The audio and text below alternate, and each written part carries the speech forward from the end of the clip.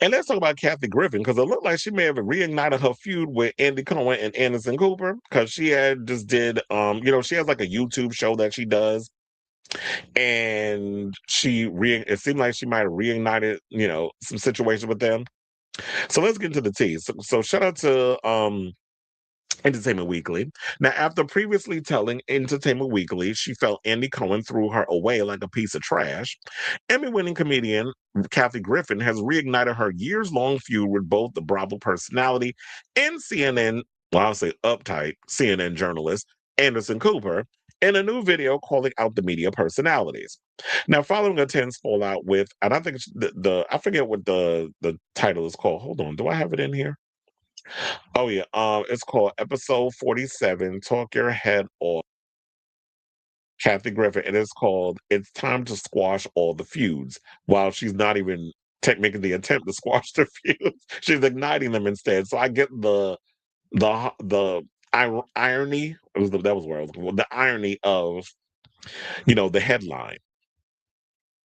So, following a tense fallout with Cohen and Cooper stemming from, among other things, her infamous 2017 photo with a bloodied mask that resembled the severed head of the asshole in chief in the White House, Darth Dementia, the 65-year-old said in the latest episode of her Talk Your Head Off digital series that she put the feud behind her.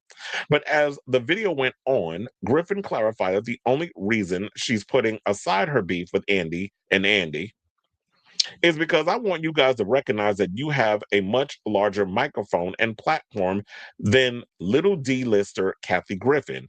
And she wants them to use it to amplify the current state of unrest in Minneapolis following ISIS shooting death of Minnesota mother Renee Nicole Good.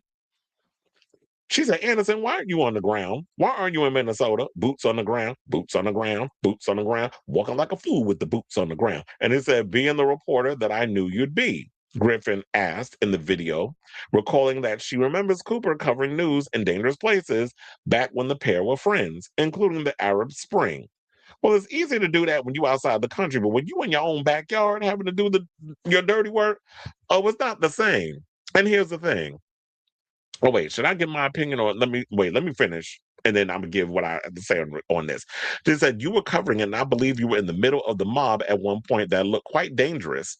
And I know that as an out homosexual man, if your identity were to be revealed in certain cultures, there's a way they would have unalived you, because now I gotta change certain words, that's different than the way they would have killed a heterosexual. That's the Anderson I knew. I just have to call out you and all the other anchors that are sitting in the studio safe and sound when you guys should be on the ground and in parts of Minnesota. Griffin said that we need a bigger microphone to amplify voices of people like areas of Minnesota. She said, Anderson, I'm imploring you, please go there. If you go there, people will watch and people won't feel like this is only happening in Minnesota. It's not easy to take a stance, and that if you're not standing up for something, you're just sitting down. Then she went in on Andy Cohen. She said, Andy Cohen, you have a platform. Pointing out the Bravo powerhouse's prominent position as the head of the nightly talk show Watch What Happens Live. I'm imploring you to devote 1 minute of every episode Watch What Happens Live to show what's really happening with the government occupation of a U.S. state. Well, he likes to say that for his little social media whenever they say something about gay people. That's all he could care about. But here's the thing. You really expect somebody like Andy Cohen, who's about as deep as a damn pond, to come in and say something about what's going on in the world? He's more or less interested in finding out if Francois, I almost said Sagat, Francois, damn, what the hell is that boy name? Now, I almost said Francois Truffaut. I'm talking about the director and the porn star. Can't remember that boy last name. Whatever, Francois, y'all know who I'm talking about. Him, they want to find out him and Connor Story are fucking. That's what he's more interested in. He don't care about what's going on in the world. He got to maintain his position at NBC. Otherwise, he might lose his job. Same thing with Anderson Cooper. Anderson Cooper is attached to CNN. We already know what corporate news media conglomerates give in this situation, which side of the aisle they want to stand on. They want to stand on the safe side. They're not willing to stretch and take a risk or whatever the case is. They busy out here letting that smug ass moron Scott Jennings say up there and say all the dumb shit he says and kind of get dragged down to the floor every time he opens his mouth. That's what they're more interested in. So instead of you worried about, and I understand what you're doing, and I'm here for the shade that you throwing towards Andy and Andy. But look, the only way that you're going to see Anderson Cooper ever go out there and stand boots on the ground out there on, CNN for Minnesota, what's going on, is if he decides to leave CNN and go independent, like Don Lemon. Because Don Lemon is somebody who no longer works at, what's he at? Yeah, CNN. He's no longer at CNN. He got his 25 million payout because they fired him and he still had mileage on that contract and he was supposed to get his 25. He ended up getting it. He don't need to be out here with boots on the ground, out here doing a journalistic thing. He could just sit on his money for the rest of his life and live lovely and be in his little bubble and pretend like the world isn't burning around us in real time. He could do all of that. But he chooses to fight. He chooses to go down to Minnesota, put his boots on the ground, and interview the people out there who are fighting the good fight, going against that priest that is out here, a secret ICE agent that was just exposed and helping, ICE capture people and them out there protesting with that and all this neo-Nazism that's currently going on. So if you expect that Anderson Cooper, who was a part of a corporation, to go against the establishment when he is a part of the establishment and financially benefits from the establishment, oh, that's not going to happen. And like I said, you ain't getting Andy Cohen about as deep as a pond. You expect him to have any kind of substance? That's not going to happen. So she also went on to say, Andy, I know in your email to me, you described that Trump's head photo as the Trump fiasco, but I respectfully disagree. I think that photo is something I now stand by and very proud of because I was out there up front before any celebrity. I'm just a D-list celebrity. I'm not saying I'm the biggest star in the world. You're not going to see me at the Golden Globes. I understand, but you guys have a real platform and you can make a real change. Griffin told her former friends that your voice is important specifically because of their status as out homosexual men in media. Well, like I said, the only time they'll come out and say something is if it affects their bottom line. If you say something against the gays and you put the gays in danger, then you won't even see Anderson get up there and say nothing, but you'll see Andy do it because you wouldn't even know based off of situations that Anderson Cooper's a homosexual. We're aware of it, but he's never been out here like I'm saying like, I mean, I don't want to use this term, but he's not flaunting it. So they said, as a gay man, well, I like using the other word, as a homosexual man, both of you guys are next. That's what the Nazis did. Okay, they went for the LGBT or Levitical community. That's not what they were called at the time, but they weren't. They went for gay folks, and I don't think you guys should be feeling so safe in your white male privilege. And you already know at the end of the day, a lot of these men, they're white before they're a homosexual. That's why I was saying about Matt Rogers, who 9 times out of 10, most people, unless you watch that Las Culturistas podcast, nobody don't know who the hell he is. But when he said what he said about Jasmine Crockett, it was easy for him to fall behind his white male privilege before the gay. And that's what a lot of these white homosexual men, they white first, they're male first. Well, they're white, they're male, then they're gay. Or they're gay down the line. But for the most part, they're white and male before anything else. And they get to, and that's how you get those blind spots because they've fallen in that first. So she said, you say, yeah, I said it.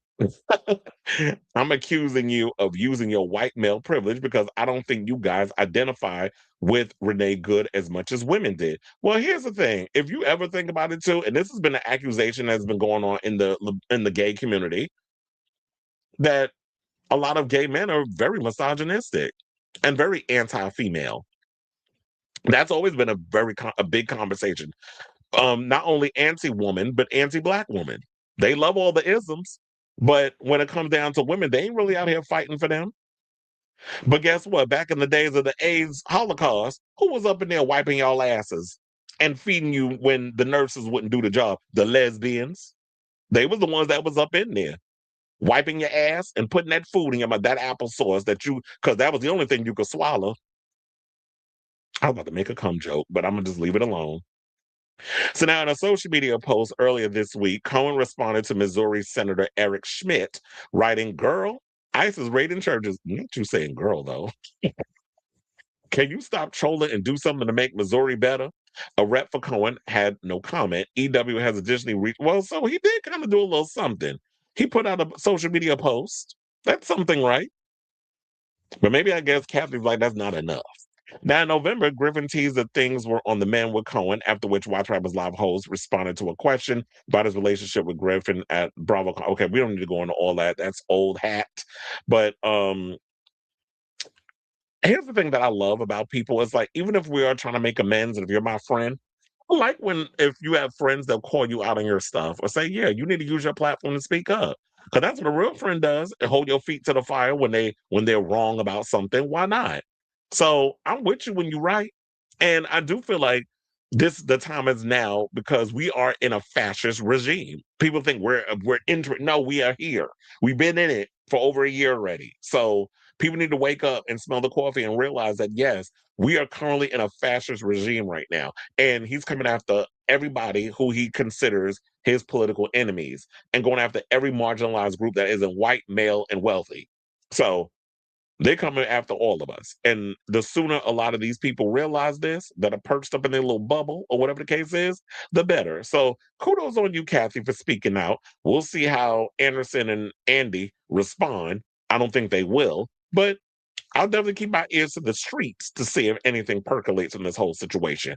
So I say all this to say, what do you guys think of this story?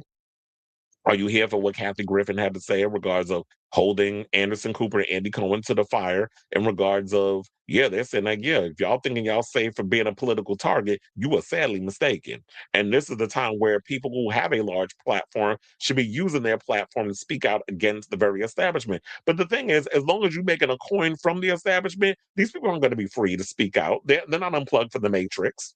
So they're going to feed the Matrix. They're going to feed Agent Smith and all his symbiotes and all those other people. Well, symbiotes is from is from oh my god, why did I forget the damn movie? You know the movie with Tom Hardy. Anyway, let me know what you guys think of this story in the comments down below.